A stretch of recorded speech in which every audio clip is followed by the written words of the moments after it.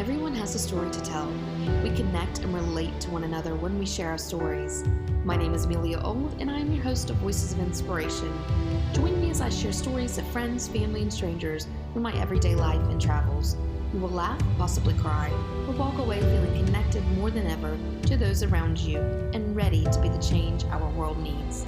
Everyone has a story to tell. What's yours?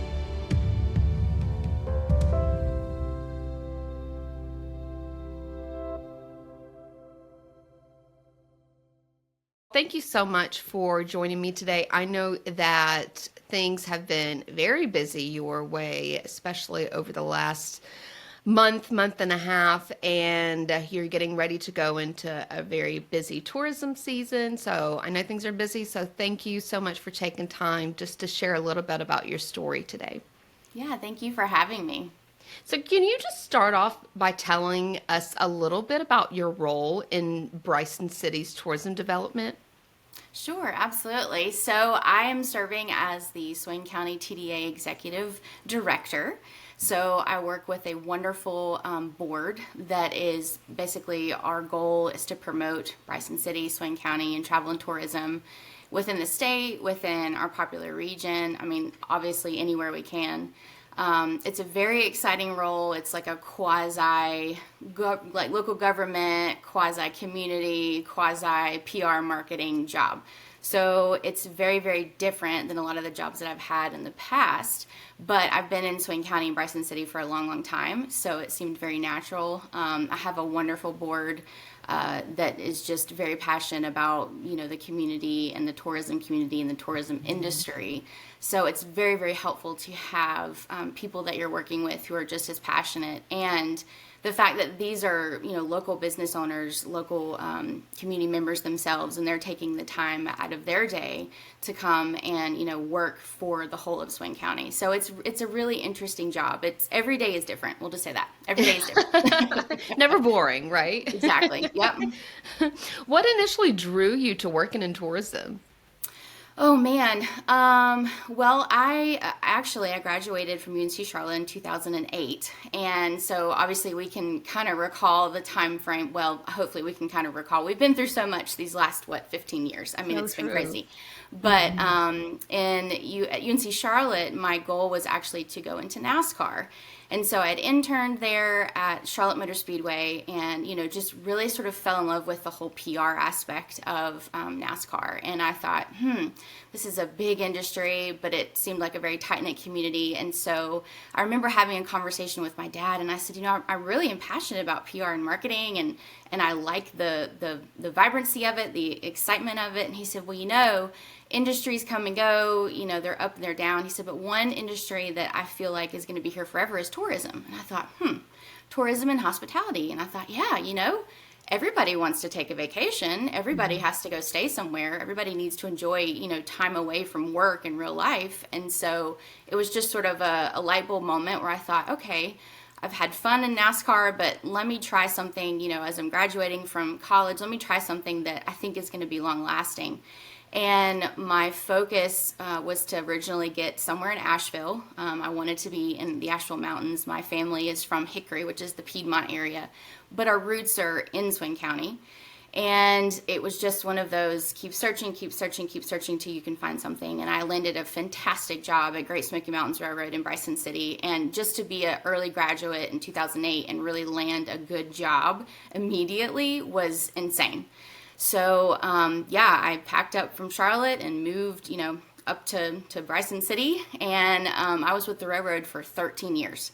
And after those 13 years, it was basically like, okay, I'm committed to this industry.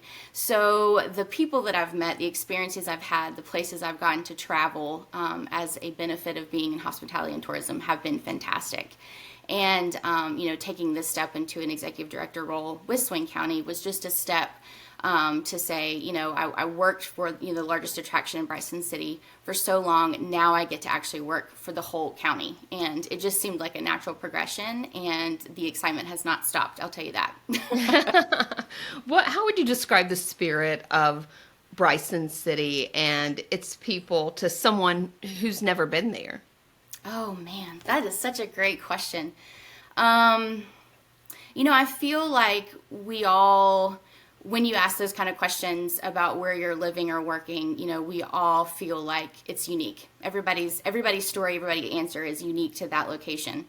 And, nobody else can experience the things that you're talking about unless they visit there or they're from there. And so, man, to really tunnel it down, if I'm explaining the Spirit, there's a close connection in that community where there's heritage, there's roots, there's culture, but there's also just a sense of hardworking, a drive, a goal of just always, putting the best foot forward. And, just in general, as far as a working community, they're fantastic. I mean, you have families that have been there for years, hundreds of years, who, they still live in the same area that their great-great-great-grandparents lived in. And there's something to be said for that. I think a lot of people appreciate that groundedness, that rootedness, to be exactly where their family's been for hundreds of years. As far as describing it as a travel and tourism destination, it is such a unique town. I don't think it's the best kept secret anymore, because I think we've done a really good job at putting ourselves on the map, but there is still that traditional small town mountain getaway location in Bryson City that you feel like you're at home, even though it's not your home. We hear a lot of people talk about, every time I go there, I want to move here. I want to move here. I want to move here. And that really is, it's a place you can vacation and feel like you're coming home, but also feel like you get the adventure and excitement of a vacation. You do things that aren't normally what you do in everyday life. So if you're looking for that, like, just quintessential small mountain town experience, that's Bryson City. And there's such a warm connection that the town itself just holds and resonates with visitors. Unfortunately, just back into September, Western North Carolina faced great devastation with Hurricane Helene. Can you share a little bit about the challenges Bryson City faced with Hurricane Helene, and maybe even your own personal experience in those first couple of days? Yeah. Well, first and foremost, I will say that we have, just as a community and just personally, we've been brokenhearted to see some of our neighboring counties and what they're going through. The devastation is unimaginable. Obviously in the travel and tourism world, we have close connections business-wise. And so a lot of those places like Asheville, Chimney Rock, Beach Mountain, Boone, Bowling Rock, Grandfather Mountain, we all have personal connections with, not only on the business side, but on the personal side. And so just the stories and what we've experienced through their eyes has been devastation. Completely devastated, and our hearts are broken and breaking for them. Fortunately for Bryson City, because the way that the storm tracked, it took a eastern turn towards, I think, that last couple of hours, which was not anticipated. But because of that, our far western North Carolina counties, like Bryson City, Swain County, Graham County, Clay, those counties did not receive as much damage as our eastern neighbors. But we did have flooding. We had some flooding downtown, and that was minimal. And I say minimal in comparison to what you saw everywhere else. It was minimal. And, as fast as the waters came, they receded quickly. This type of flooding was different because it brought in so much of the mud and the silt and all the nastiness from the rivers. And so it was something that I had never experienced, because you think when you're in a hurricane, first of all, you think of the beach or the coast, and you see the palm trees bent over sideways. So a hurricane coming through the mountains and the terrains of the mountains is something that I have never experienced in that way. So you think of the flooding and how that happened. It wasn't there were flash floods, but it was a slow progression. It was, standing there watching the rivers rise and knowing there's nothing you can do. You just have to let it do what it's going to do, and then try to regroup and figure out what to do to clean up. So with Bryson, they knew the river was going to flood. They knew it was going to, they figured, okay, it's going to come over its banks. It's going to come and spill out into Main Street. So the business community, especially in downtown, immediately acted. We're banding together. We're putting out sandbags. obviously one of the biggest stories has been the lack of communication that happened, right as the hurricane hit. And that was 100% true. The cell phone service and Wi-Fi was going out, intermittently. You would have it, you wouldn't. And so this really came down to people being there on site in the moment, communicating face to face about, hey, we need sandbags over here. Hey, we need to go into this business and get their stuff up off of the ground, or, how we need to go check on this person over here. So it was so interesting to see that happen, because you're so used to just picking up your phone and shooting a text, say, are you okay? Are you there? Mm-hmm. Well, when you can't do that, you've got to go physically there and see that. So the downtown Bryson City, like I said, as quickly as the waters came, they receded. And just as fast, the business community banded together and said, hey, we got to clean up. We got to figure out how we can help each other. What do you need? Do you need shovels? Do you need an HVAC? Do you need dehumidifier? What do you need? And so really seeing that happen, I think that it set a tone for how Bryson City was going to operate from that point moving forward. Their biggest concern was to take care of each other, take care of their neighbors, and then, make sure they can make Bryson City as safe as possible. Personally, I don't live right in downtown Bryson City, but I live in the area. And so just trying to communicate with my own people and my own people that I worked with was so difficult. And then adapting to what we had to do just to get it done, driving 30 minutes outside somewhere to go get cell phone service, trying to ration your groceries, trying to make sure you can save whatever's in your freezer. We were all sort of dealing with it in our own way. But as far as just downtown Bryson City itself, they really were super reactive, super helpful. And fortunately, like I said, we did not see the devastation that our neighbors saw. After the initial cleanup began and things were starting to roll, I think the next turn was we were all standing there going, how can we help our neighbors? How can we help Buncombe? How can we help, Old Fort? How can we help Marion? What can we do for Chimney Rock? And, again, that's just a testament to the Bryson City spirit. Once they know they're okay, they're going to turn and help their neighbors. They're going to turn and help those people that they know they need help.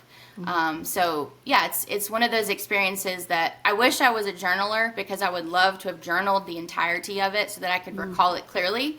Because I don't think I'll ever see anything like that in my lifetime. I hope we don't ever see a hurricane like that again in our lifetime. Because there will be lasting effects. Absolutely. Yeah, I agree. I live just outside of Charlotte, so I'm not terribly far away. And I've never seen anything like that either. I've spent a lot of time in the mountains, and I've never seen anything like that. And to your point about the cell phone service and communication, for those that have spent time in the North Carolina mountains, or any mountains really, there are a lot of times where that service can be spotty anyway. Already. And so, add this into it, it makes sense as to why it just was non-existent. Through all of this, I've spoken to a couple of people, about their experiences and what they've gone through, but also other stories that they've seen maybe in their communities or nearby.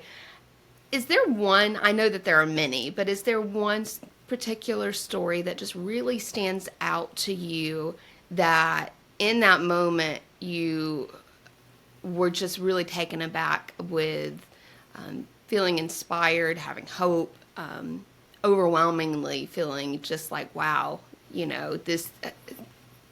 watching everyone come together, is there one story that sticks out? One of our business owners, her name is Erin, and she owns Humanity Boutique. And she and I had been texting, and the way that the storm came in the morning, the early hours of Friday, it was like we had cell phone service for a good amount of time, and then all of a sudden it just went out. It just was very random. And so in that morning, we had been texting each other back and forth, and I had been trying to pop on Facebook and figure out what's going on. And of course, she's checking in with me, and I'm checking in with her, and she's sort of giving me a run of the mill of what's happening downtown. And there was a moment when the cell phone service went out, and we were mid-texting each other, and she was saying, I've got to run downtown, we're going to check on the businesses. I'll let you know. And I said, okay, great. Just let me know. And she said, vice versa. I was teetering on would I have to evacuate, not sure, waiting on those orders as well. And then the cell phone service just went out, done. And there was a good probably 4 or 5 hours where I just kept thinking, what's going on? What's going on? What's going on? And so after the storm had cleared, interestingly enough, after the hurricane moved through, it was a beautiful day. I mean, the blue skies were out. The temperatures were cool. I mean, it was a gorgeous day. And so, I thought, let me head out and try to find cell phone service. So I headed east, towards Asheville to see if I could find some service. And as soon as I got service, my phone just started pinging immediately. And I got onto Facebook, and, there was just post after post after post of photos that were coming in from people downtown that were taking pictures. And, just not edited photos, not perfectly shot photos. It was literally just, we're trying to share information because we know it's getting, communications are down. And I saw there was some photos about Everett Street and Main Street, specifically where Erin's business is at. And, she had posted and she said, we are getting out there as fast as we can with sandbags. Please just hold on. We're getting to you as quickly as we can. And then right after that post, I saw another picture, and it was about 3 or 4 of those business owners, including Erin and some of her staff, and they're standing in the middle of the road, and like shin deep water, and you have this photo, and it's looking out, and you can see the rest of the street flooded, and they're standing there with sandbags. I mean, not even paying attention to what's going around them. And I knew in that moment, okay, Bryson City is going to be okay because of people like Erin, because of people like Erin's staff, because of our town, because of our mayor, because of our aldermen and board members, because they're there and they're getting out there immediately. And even though I couldn't communicate or text with them because texting or cell phone service was down, I still could get those glimpses of photos coming in, and just the amount of people communicating back and forth via Facebook. It was super heartwarming because, typically speaking, social media isn't always the best platform to go on, and natural disasters are really, honestly, every day, because it can be so negative and it can be so, crazy with people's opinions and just the way they talk to each other. But in this moment, for, probably that good hour that I was on Facebook, I got more information in that hour and more photos in that hour than I had probably gotten in the following week, because people were just trying to desperately update. And that sense of hope of seeing those people saying, our businesses are flooding, but we're still out here on the street trying to help the other businesses as well, was so heartwarming and so encouraging to know whatever is happening, and until I can figure out exactly what is happening, they're taking care of each other. And there's something to be said for that. And I'm glad that positivity was on Facebook and was shown in that way that it was. Absolutely. I do think that throughout this social media has been helpful in the beginning, especially in the beginning.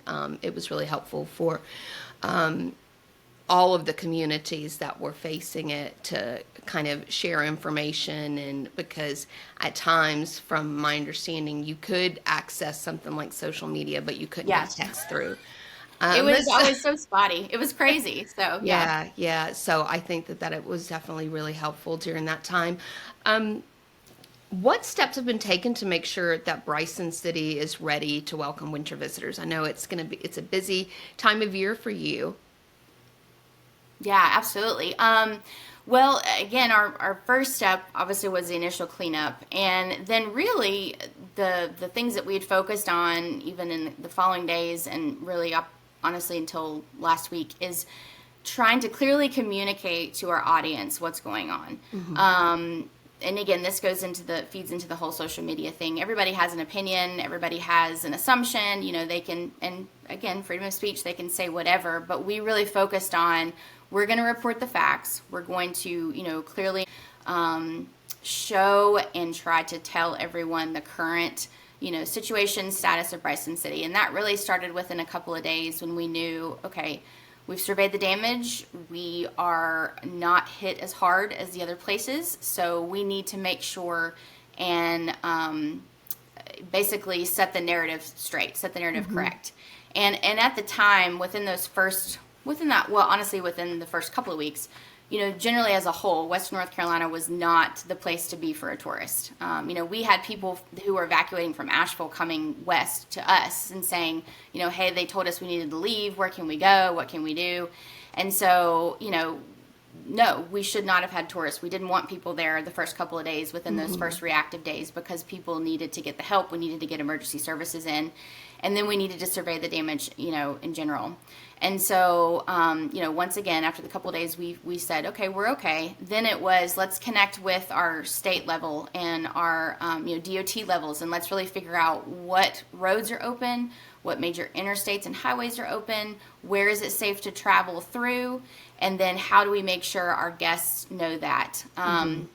And again, the reactivity of people within the first couple of days was a little concerning, because we saw people thinking, oh, they're not going to open at all this year. They're going to be closed up until, next year. And although it could seem like that with the images coming through, we really dedicated ourselves to saying, we're going to show real-time footage, real-time images to show this is what we look like.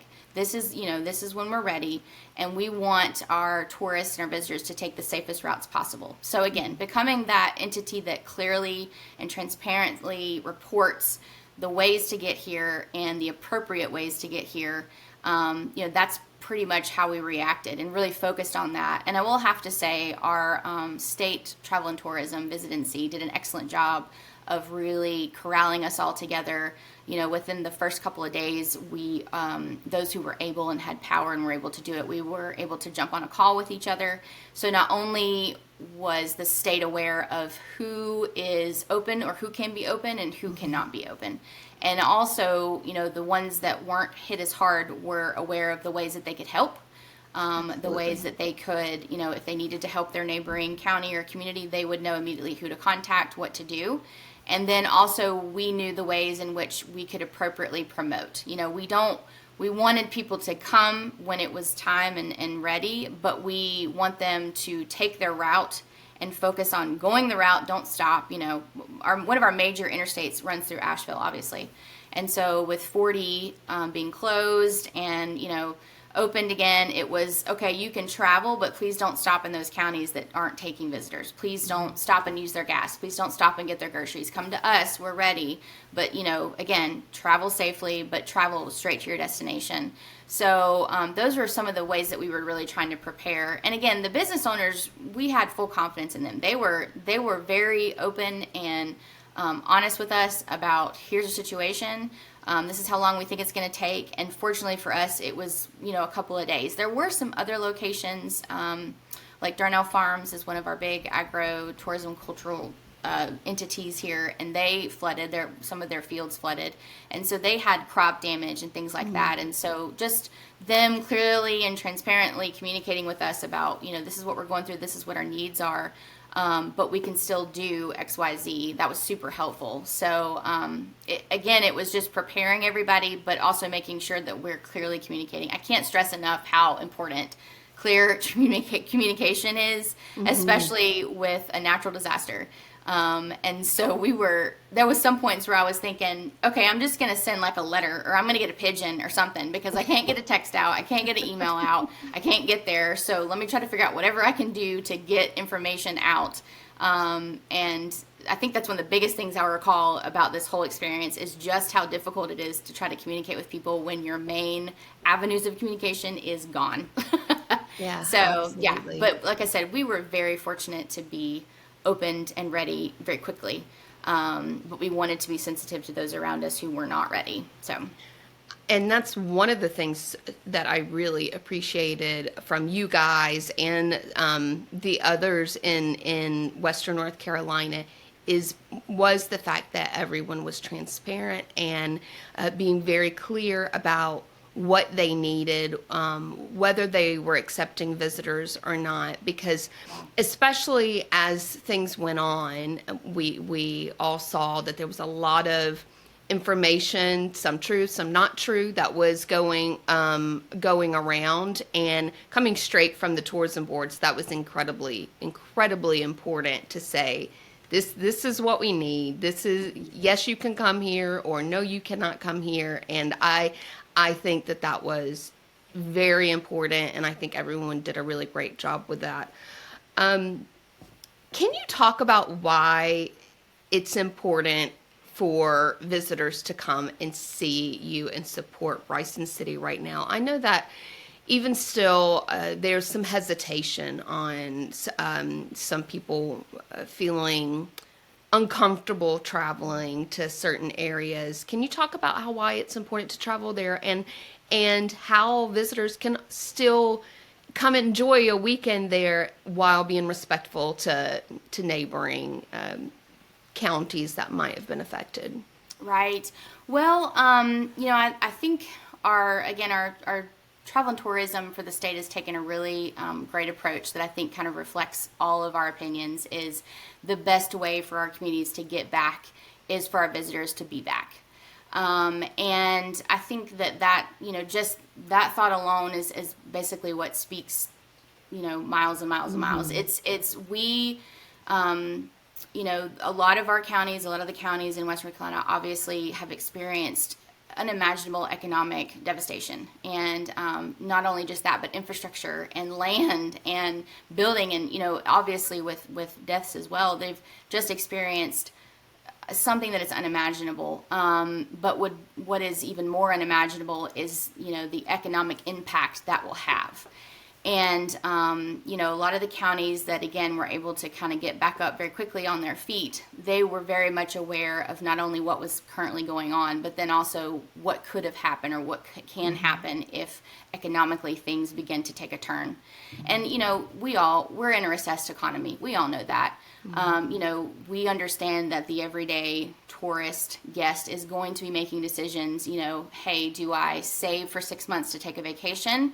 Or do I use that money within my own family budget for other things? We understand that that's happening. And so it's so important for our communities to say, again, the best way for us to get back and the best way for us to help our neighbors get back is to come back and to visit and to support those economies that can be supported. Travel with that in mind, knowing that, we welcome you. These counties are welcoming you. And even the counties that aren't necessarily welcoming right now, they will be ready to welcome you at some point, whether that is within 2024 or within 2025, they will be ready at some point to welcome you. The travel and tourism industry is extremely resilient. They have weathered, storms up and down, whether it's hurricanes, tornadoes, or, they've weathered those kind of storms, but then they've also weathered the economic storms. And so when, again, you have a spirit like Bryson City that's so focused on resiliency, but also tight-knit connection, they are ready to work to make things better, but then also work to welcome people to, their vacation. And so I would understand, and I do understand people's hesitation. And that's where I just encourage people to, number one, don't get all the information about traveling via Facebook or social media. Go to your destination's website themselves. For example, the Biltmore. The Biltmore is open in Asheville, but there are certain steps and ways that you would take to get to Biltmore. They have, altered some of the entrance ways to get in.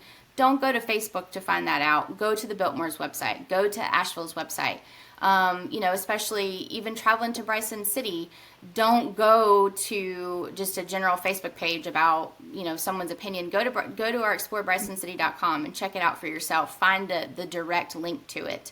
And again, it's asking the guest to be informed, to try to be informed. And we all know when you go on vacation, you don't really want to process any information. You just want to go and be like, somebody else take care of it.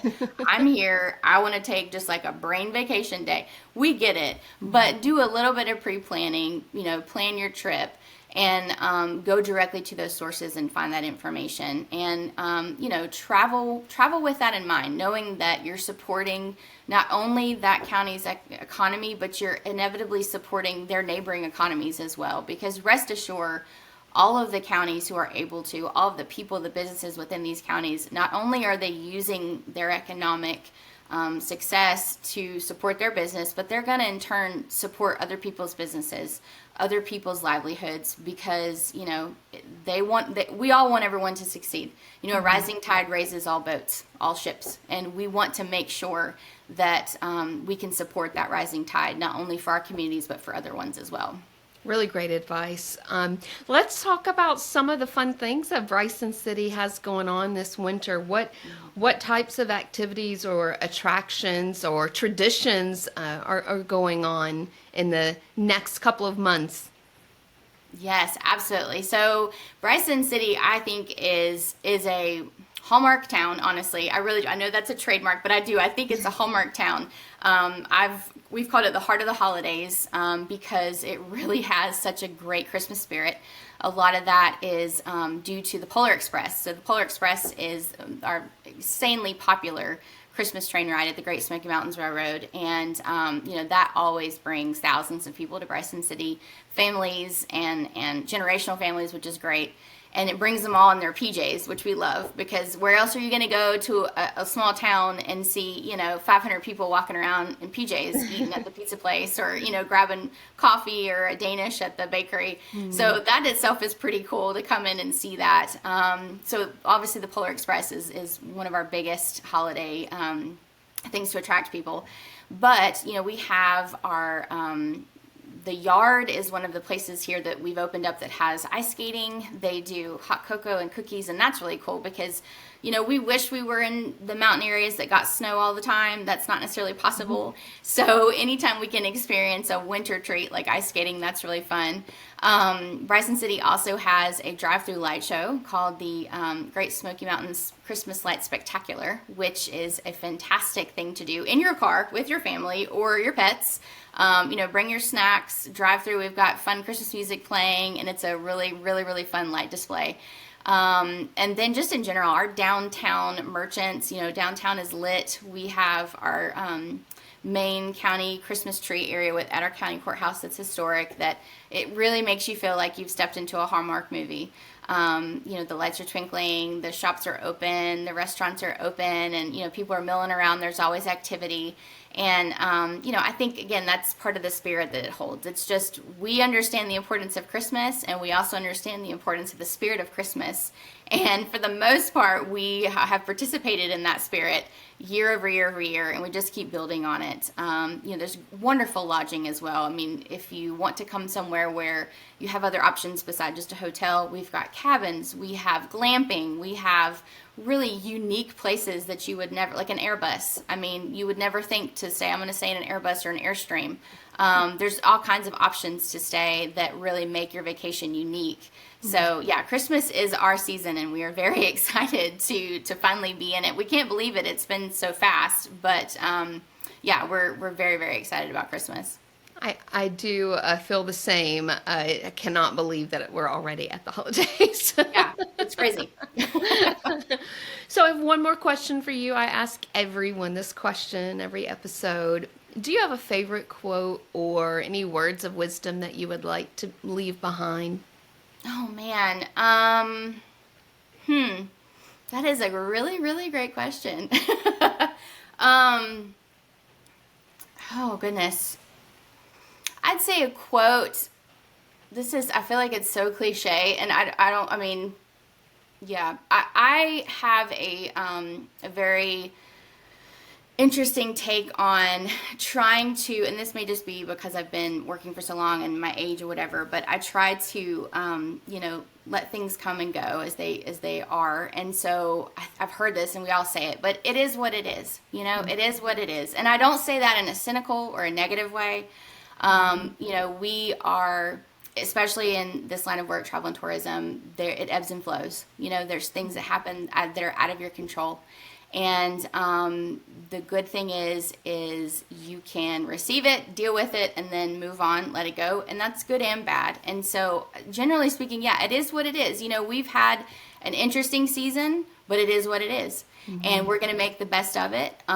Even if it's not what we would love to see, we're still going to do the best we can to make it the best it is. And I think a lot of times I wake up in the morning and I just think, well, this and this and this could be better, and we could do this, this, and this, and better. But you know what? It is what it is. And most of the time, it's wonderful. It's perfect. It's great.